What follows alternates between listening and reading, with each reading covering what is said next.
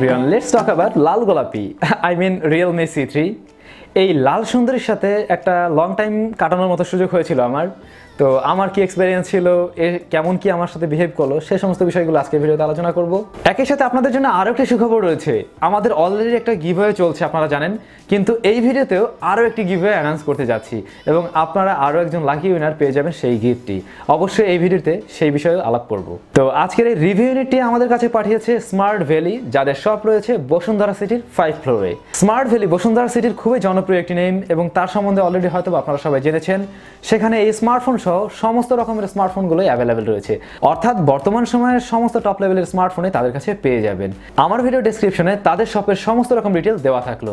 এছাড়া আপনারা জয়েন করতে পারেন তাদের ফেসবুক গ্রুপটিতে। বলছিলাম Realme C3-র কথা। এটা মূলত Realme C2 আর Realme 5i এর মাঝামাঝি ভাই এটা।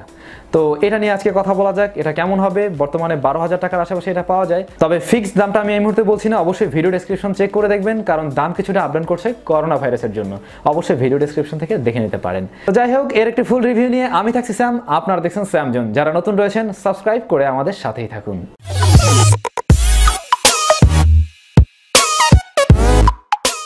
তো এই স্মার্টফোনের ডিজাইন অ্যান্ড বিল্ড কোয়ালিটি নিয়ে নতুন করে আর কি বলবো। এটা লুকিংয়ের দিক থেকে অলমোস্ট Realme 5i এর মতো, তবে Realme 5i এর ব্যাক সাইডে আমরা যেমন পাচ্ছিলাম ফিঙ্গারপ্রিন্ট সেন্সর, এখানে কিন্তু সেটা দেওয়া হয়নি। আর এর ক্যামেরা সেটআপে কোয়াড ক্যামেরার বদলে আমরা ডুয়াল ক্যামেরা সেটআপ পাচ্ছি। এছাড়া বাকি ডিজাইন বা এর যে body frame almost same. Mobile ফোনটির ফ্রন্ট প্যানেলকে প্রোটেকশন করছে Corning Gorilla Glass 3। আর এই স্মার্টফোনটিতেও আমরা পাচ্ছি ডেডিকেটেড সিম কার্ড স্লট, যেখানে 2টি সিম কার্ড প্লাস একটি মেমোরি কার্ড ব্যবহার করার সুযোগ থাকছে। নিচের দিকটাতে যদি আমরা একটু লক্ষ্য করি, সেখানে আমরা মাইক্রো ইউএসবি পোর্ট পেয়ে যাব। তার পাশেই রয়েছে 3.5mm হেডফোন জ্যাক এবং অন্য পাশে রয়েছে এ লাউড স্পিকারটি। এই হচ্ছে মোটামুটি এর ডিজাইন। এর ডিজাইন নিয়ে আমি আর ডিটেলস আলোচনা করছি না, আপনারা যেহেতু Realme 5i খুব ভালো করে দেখেছেন আর ভিডিওতে দেখতে পাচ্ছেন, সুতরাং বুঝতেই পারবেন।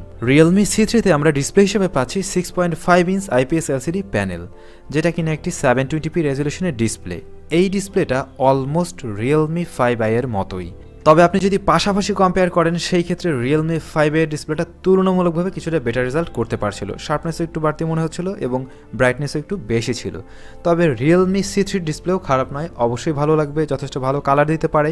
সেই সাথে আমরা যতটুকু দূর থেকে মোবাইল ফোনগুলো ব্যবহার করি সেইটুকু দূরত্বে শার্পনেস নিয়ে সমস্যা হচ্ছে না। আর একই সাথে যতটুকু ব্রাইটনেস পাচ্ছিলাম তাতে আমরা বাইরের রোদেও ব্যবহার করতে পারবো। 480 নিটস ম্যাক্স ব্রাইটনেসের কথা উল্লেখ থাকলেও ব্রাইটনেসটা ওরকম মাত্রা না বলেই মনে হচ্ছে, আরও বেশি ব্রাইটনেস হওয়া উচিত ছিল। যাই হোক, বাজেট অনুযায়ী এর ডিসপ্লে ঠিকঠাক আছে বলে আমার কাছে মনে হচ্ছে। এই ডিসপ্লে নিয়ে আপনারা সন্তুষ্ট থাকতে পারবেন বলে আশা করছি। আর এর চিন এরিয়া বা বেলসের পরিমাণ মোটামুটি ন্যারোই রয়েছে। নিচের দিকের চিনটা আরেকটু ন্যারো রাখা গেলে অবশ্যই ভালো লাগতো। চলুন তাহলে এবারের প্রসেসর সেকশন নিয়ে কথা বলা যাক। মূলত এই স্মার্টফোনের প্রসেসর সেকশনেই খেলা দেখানো হয়েছে। এর প্রসেসর সেকশনে আমরা পাচ্ছি Helio G70, যেটা কিনা টোটালি একটি গেমিং প্রসেসর। আর এর গ্রাফিক্স সেকশনকে পাওয়ার করছে Mali G52। ইহা একটি 12 ন্যানোমিটারের অক্টাকোর প্রসেসর, যার 2টি কোরের ক্লক স্পিড রয়েছে 2.0 GHz এবং বাকি কোরগুলোর 1.7 GHz। বাজেট এবং পারফরমেন্সের খুব সুন্দর একটি রেশিও মেনটেন করে মিডিয়াটেক আমাদের জন্য এই দারুণ প্রসেসরটি নিয়ে এসেছে, যেটা এই বাজেটে যথেষ্ট ভালোই বলবো। এর বেঞ্চমার্ক স্কোরটা যদি আমরা লক্ষ্য করি তাহলে বলা যায় স্ন্যাপড্রাগন 665-এর চাইতেও স্লাইটলি এগিয়ে রয়েছে বা একটু বেটার রেজাল্ট করছিল। পাবজির মতো গেমকেও আপনি ফুল গ্রাফিক্সে খেলার সুযোগ পাচ্ছেন এই স্মার্টফোনটিতে। আপনি গেমটি ইনস্টল করার পরে রান করতে গেলে দেখতে পাবেন আপনাকে রিকমেন্ড করা হচ্ছে ফুল গ্রাফিক্সে খেলার জন্য। হ্যাঁ, অবশ্যই আপনি ফুল গ্রাফিক্সের সুন্দর একটা রেজাল্টের সাথে খেলতে পারবেন, তবে আমার মনে হয় কনস্ট্যান্টলি বেটার রেজাল্ট পাওয়ার জন্য বা কোনো ধরনের স্টার্টারিং বা ল্যাগ ফ্রিভাবে খেলতে চাইলে ফুল গ্রাফিক্সে না খেলাটাই উত্তম হবে। সেই ক্ষেত্রে আরও বেটার রেজাল্ট পাবেন হয়তো।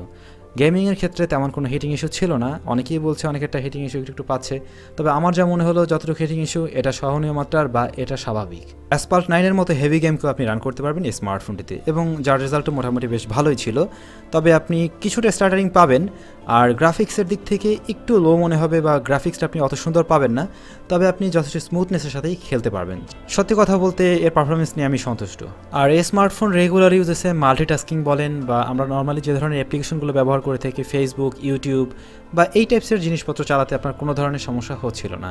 এগুলো খুব সুন্দরভাবেই রান করা যাচ্ছিল বা রেগুলার ইউজেসে আমি তেমন কোনো প্রবলেমে পড়ছিলাম না। তবে এর যে ওএসটি Realme OS, এটা আমার মনে হলো অ্যাপ ওপেনিং করতে একটু ডিলে করে, তবে এটা পরবর্তীতে হয়তো বা ফিক্স হয়ে যাওয়ার একটা পসিবিলিটি রয়েছে। এমনিতে রেগুলার ইউজেসে এর পারফরমেন্স আমি ডিসেন্ট বলবো।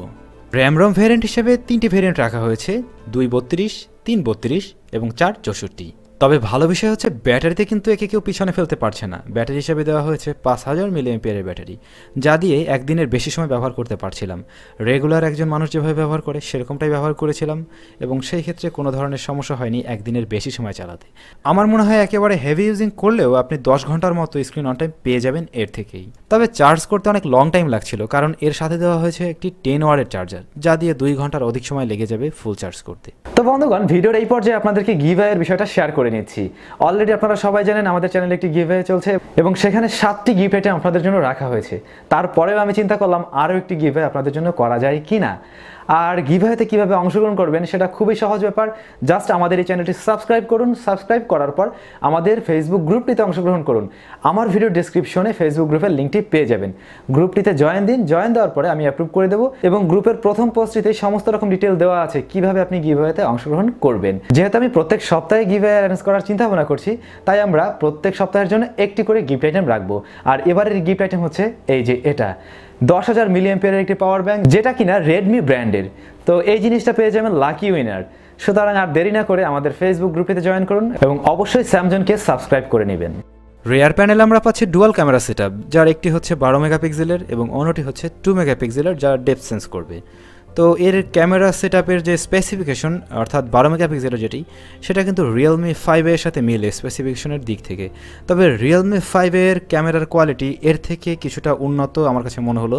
তো Realme C3 এর ছবির কোয়ালিটি আসলে ডিসেন্ট বলা যেতে পারে, অনেক জাহামরি কিছু সেরকমটাও নয়। আমি এর থেকে আরেকটু বেটার রেজাল্ট আশা করেছিলাম, সত্যি কথা এটাই। তবে এর ছবি আপনি অবশ্যই সোশ্যাল মিডিয়াতে শেয়ার করতে পারবেন, সেরকমটা অবশ্যই যোগ্যতা রাখে মোটামুটি আর কি। কালার মোটামুটি ঠিকঠাকই আসছিল, শার্পনেসের দিক থেকে কিছুটা ল্যাকিংস ছিল, ডাইনামিক রেঞ্জ অতটা ভালোভাবে ম্যানেজমেন্ট করতে পারেনি। পেয়ে যাবেন পোর্ট্রেট মোড, সবসময় এজগুলোকে ঠিকভাবে কভার করতে পারছিল না, কিছু কিছু জায়গায় সমস্যা দেখা যাচ্ছিল। লো লাইটে কিছুটা আর্টিফিশিয়াল লাগছিল, ন্যাচারাল লাইট বা প্রপার লাইটে মোটামুটি ভালো আসছিল। ভিডিও করা যাবে 1080pতে, অনেক আহামরি কিছু নয়, অনেক খারাপ যে সেরকমটাও নয়, চালিয়ে নিতে পারবেন অবশ্যই। Realme C3 এর ফ্রন্ট ফেসিং হিসেবে আমরা পাচ্ছি 5 মেগাপিক্সেলের ক্যামেরা, যার রেজাল্ট সেই আগের মতোই Realme C2 এর মতো বলা যেতে পারে। তার থেকে খুব বেশি উন্নয়ন করা হয়নি, অবশ্যই আরেকটু বেটার রেজাল্ট করা উচিত ছিল। তো যাই হোক, এই স্মার্টফোন নিয়ে আর বেশি বাকচারিতা না করি।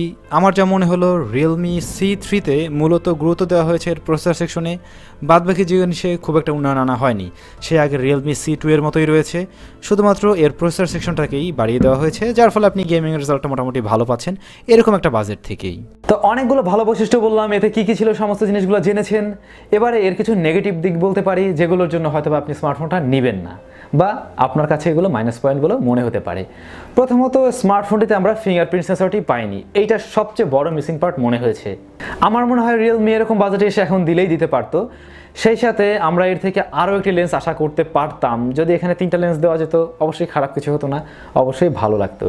আর স্মার্টফোনটিতে কোনো ধরনের নোটিফিকেশন লাইট দেওয়া হয়নি, এটা অবশ্যই একটা মিসিং পার্ট। তুলনামূলকভাবে একটু মোটাসোটা ফোন অনেকেই হয়তো বা আরও স্লিম ফোন পছন্দ করেন, তাদের পছন্দের কাতারে এটা নাও পড়তে পারে। অনেকের কাছে একটা ইস্যু শুনলাম যে এর ডিসপ্লের গ্লাসটা নাকি খুব বেশি শক্ত না, যদিও আমরা সবাই জানি এটাতে ব্যবহার করা হয়েছে Corning Gorilla 3, তারপরও নাকি এর প্রোটেকশন ততটা শক্ত নয়। তবে এটা আমি নিজে শিওর না, কারণ আমি নিজে পরীক্ষা করেও দেখিনি। এছাড়াও আমার কাছে মনে হয়েছে এটাতে যদি 5 মেগাপিক্সেলের ফ্রন্ট ফেসিং এর বদলে এখানে যদি একটা 8 মেগাপিক্সেলের ফ্রন্ট ফেসিং ক্যামেরা দেওয়া যেত, তাহলে মনে হয় আরেকটু ভালো কিছু হতো। এর যে বাটন পজিশনগুলো, বিশেষ করে হোম বাটনটা, এটা আরেকটু নিচে দেওয়া উচিত ছিল। আমি এক হাত দিয়ে এটা কন্ট্রোল করতে খুব বেশি ভালোভাবে পারছিলাম না, যদিও আমার হাত মনে হয় খুব বেশি বড় নয়, আবার একেবারে ছোট যে তাও নয়। তো সেই ক্ষেত্রে একটু প্রবলেম হচ্ছিল, মনে হয় ভালো হতো একটু নিচের দিকে থাকলে। এবং এর যে লাউড স্পিকার, এটা মোটামুটি দেখা গেছে যে কোয়াইট প্লেসে বেশ ভালো সাউন্ড দিতে পারে, ভালো মনে হয়। তবে একটু নয়েজের ভিতরে গেলে বা বাইরে গেলে তখন খুব বেশি আহামরি সাউন্ড মনে হয় না। ভালো বিষয়গুলোর সাথে এই ছিল মাইনাস পয়েন্ট, যেগুলোর জন্য আপনার ভালো নাও লাগতে পারে। আর এগুলো যদি আপনি মেনে নিয়ে কিনতে পারেন তাহলে অবশ্যই আপনি কিনতে পারেন। গেমিংয়ের জন্য অবশ্যই এটা একটা ভালো কিছু এই বাজেট থেকে। আসলে মেইনলি এই স্মার্টফোনটা আমি তাদেরকে সাজেস্ট করতে পারি যাদের বাজেট কিনা 12,000 টাকার মধ্যে রয়েছে এবং চাচ্ছেন যে একটি গেমিং ফোন কিনবেন, আপনার ফোকাস গেমিংয়ের দিকেই, তাহলেই আপনি এই স্মার্টফোনটা নিতে পারেন। আরেকটা বিষয় আপনারা অনেকেই জানি কমেন্টস করবেন, এটার অফিসিয়ালটা কবে আসবে এবং কবে পাবেন। অফিসিয়ালভাবে বাংলাদেশে এটা কবে আসবে সে বিষয়ে আমি এখনো নিশ্চিত নই, তাই আমার কাছে কোনো ধরনের তথ্য নেই।